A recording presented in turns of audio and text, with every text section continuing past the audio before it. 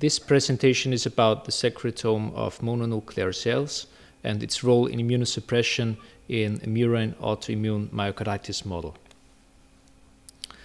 This is my disclosure statement. I personally have no conflict of interest.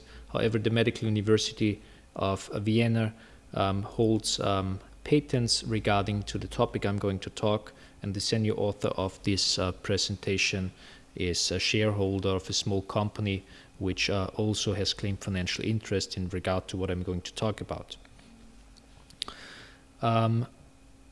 First, I'd like to start with a short background, giving you information why this project was actually started. There is quite good evidence in the literature that an acute myocardial infarction can be treated with stem cell secretome. This is the so-called conditioned medium hypothesis.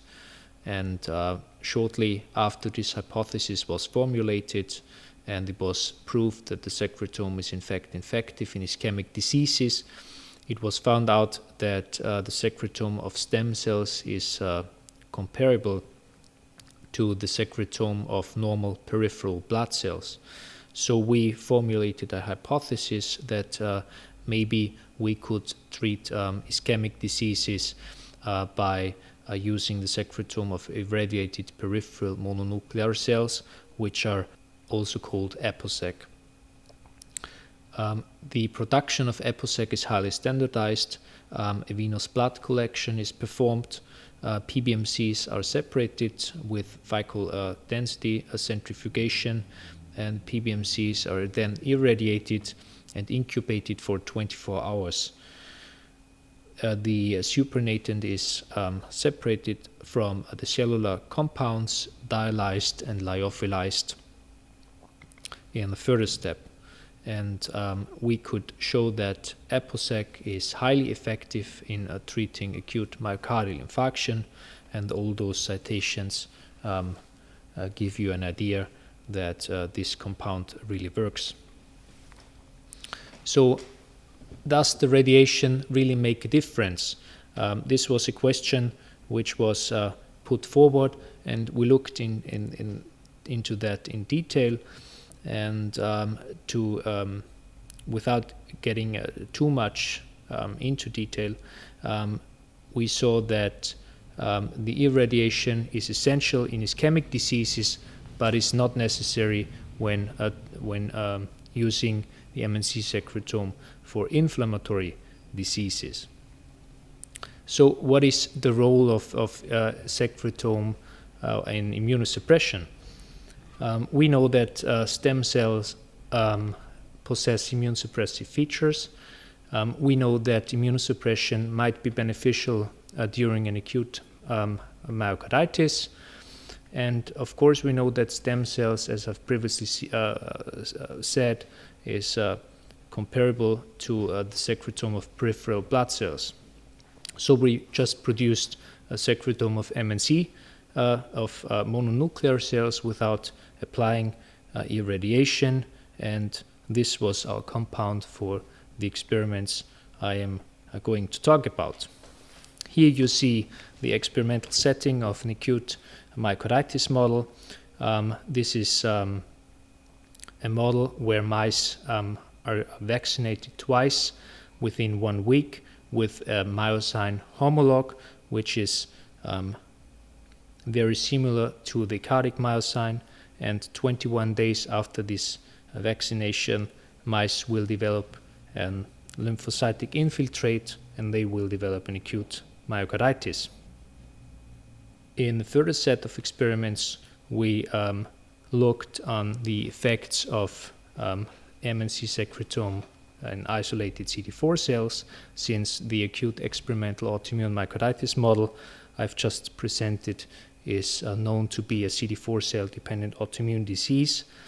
We performed proliferation experiments, flow cytometric experiments, we applied ELISA, we performed viability assays, cytokine arrays, and dendritic cell assays.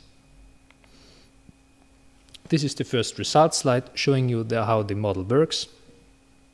These are microscopic slides on day 21 after the vaccination, you see the heart shows a dense infiltrate with lymphocytic cells, and these lymphocytes are mainly comprised of CD4 positive cells. So we formulated 3 different experimental experiments.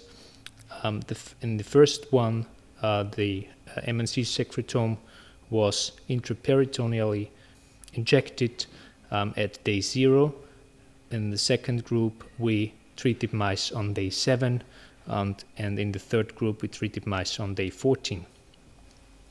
And as you can see here, when treating mice on day 0 and day 7, this didn't show any effect in their myocardial infiltrates.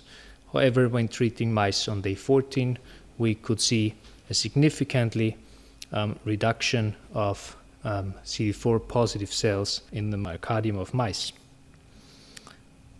These are 2 samples where you see that a medium treated mouse had a dense infiltrate in its heart, and the MNC secretome treated mice had in fact a near normal looking myocardium. And this was associated with a reduction of IgM and IgG1 antibody levels directed against myosin. However, was not associated with a decrease or increase of IgG2A, IgG2B or IgG3 antibody levels. This reduction of myocardial infiltrates were associated with the reduction of levels of IL-1 beta, IL-6 and TGF-beta-1 in serum samples of our mice.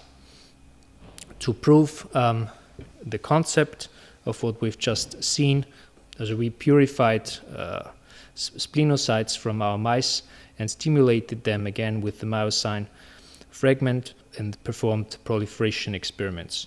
We could show that the splenocyte proliferation was significantly lower in mice that were previously treated with MNC secretome when compared to control mice.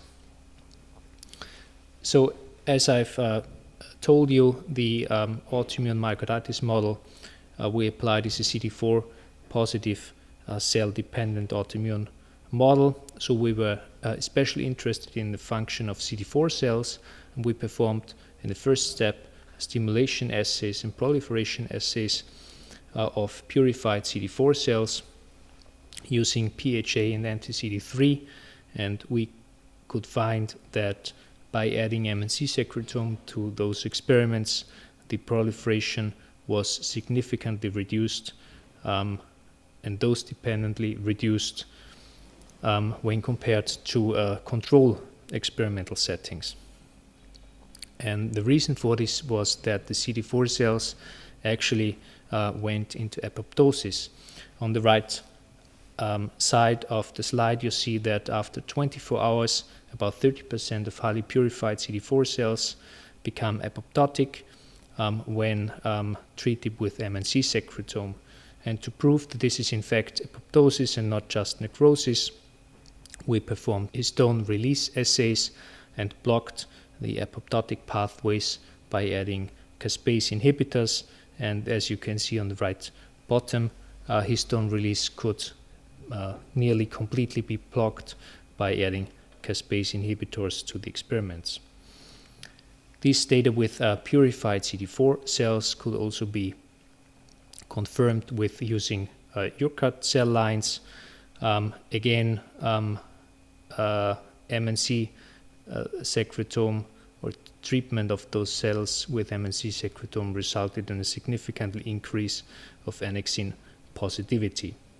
So the major question was if this apoptosis induction was due to a stimulation of the external or the internal apoptosis pathway.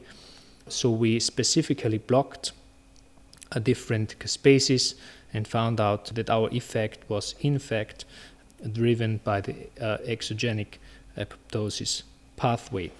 However, when looking at different compounds in our MNC secretome, in regard to known factors applying apoptosis through the external pathways, we were a little bit disappointed.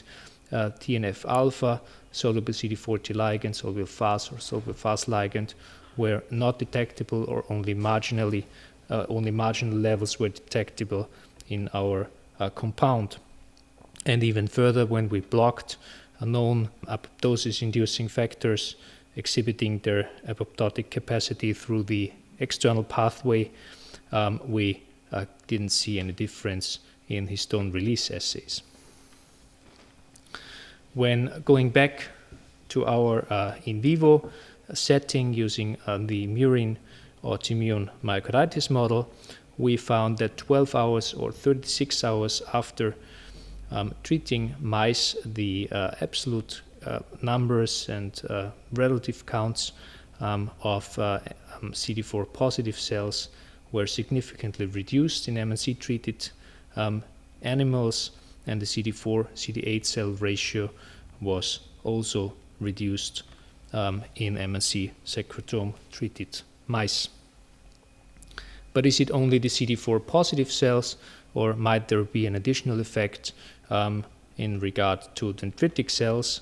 And without going too much into detail, we could show that the MNC secretome has no effect on dendritic cell function. The activation is not impaired by MNC secretome, and the dextran uptake is not altered by treating dendritic cells with MNC secretome. So to conclude, we could show that MNC secretome effectively reduced myocardial damaging in an acute myocarditis model.